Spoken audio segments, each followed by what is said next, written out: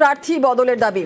আরো একবার আপনাদের জানাই, বিজেপি প্রার্থীর বিরুদ্ধে পোস্টার সন্দেশখালীতে প্রার্থী বদলের দাবি। সন্দেশখালীর ন্যাজাটে একাধিক পোস্টারে ঠিক কি উল্লেখ রয়েছে, কি অভিযোগ উঠছে, অনুপম রয়েছে আরো বিস্তারিত বলবে। অনুপম, দেখো, এই যে সন্দেশখালীর নেজার এলাকা, এখানে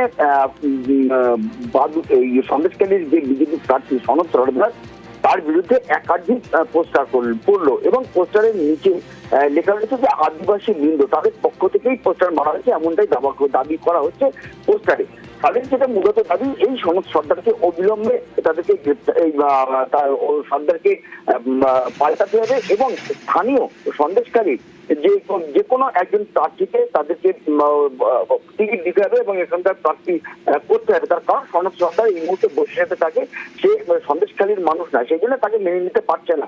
যদিও এই বিষয়ে সনদ সর্দার যিনি বলেছেন যে বিগত লোকসভার ভোটে নিজেকে তৃণমূল বিজেপির পক্ষ থেকে প্রচুর ভোটে পিছিয়ে আছে এবং এবারও 2026-এর ভোটে তৃণমূল হারবে, সেই জন্য তৃণমূল পরিকল্পিতভাবে সনদ সর্দার এবং বিজেপিকে কালিমা লিপ্ত করার জন্য এই ঘটনা ঘটিয়েছে। এটা তৃণমূলের চক্রান্ত।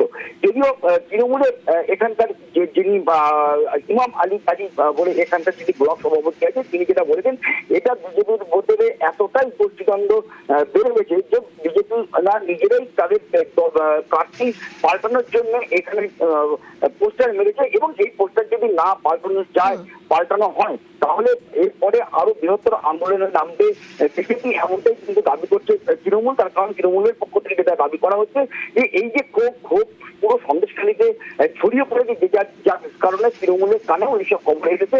এর জন্য এই ইমাম আলী গাজী যেটা জানিয়েছে যে যদি বিজেপি প্রার্থীকে বদল না করা হয় তাহলে এই ক্ষোভ আরো বাড়বে এবং